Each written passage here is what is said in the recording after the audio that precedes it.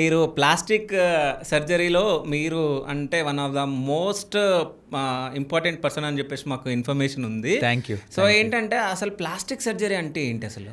Plastic surgery అంటే మూవీస్లో చాలామంది జోకులు వేస్తారండి, మా ప్లాస్టిక్ మేము తెచ్చుకుంటాం, తెచ్చుకుంటే ఎంత, మీరు తెస్తే ఎంత అని. ఓకే. అసలు అన్నీ ఏంటంటే నవ్వుకుంటా కనుక్కున్నాయి. ప్లాస్టిక్ సర్జరీ అంటే ప్లాస్టీ అంటే ఏంటంటే ఏదన్నా మన బాడీలో పాడవటం కానీ, కాలటం కానీ, దెబ్బ తగలటం కానీ, క్యాన్సర్ వచ్చినప్పుడు తీసేయటం కానీ, ఏదన్నా డిఫెక్ట్ వస్తే దాన్ని రీకన్స్ట్రక్ట్ చేయటాన్ని ప్లాస్టీ అంటారు. ఓకే. సపోజ్ చెవు కట్ అయిపోయింది, చెవుకి రీకన్స్ట్రక్ట్ చేస్తే ఓటోప్లాస్టీ అంటాం.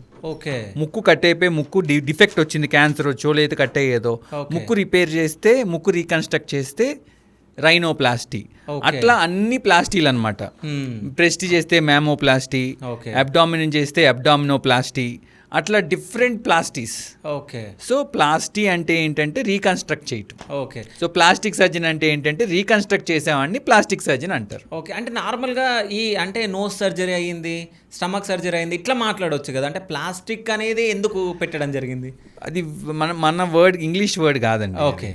అది ఆ టర్మినాలజీలో వచ్చేసరికి ఏంటంటే ప్లాస్టిక్ సర్జరీ అంటే ప్లాస్టీ. ఓకే. సో ప్లాస్టీ అంటే రీకన్స్ట్రక్ట్ చేయటం. ఓకే.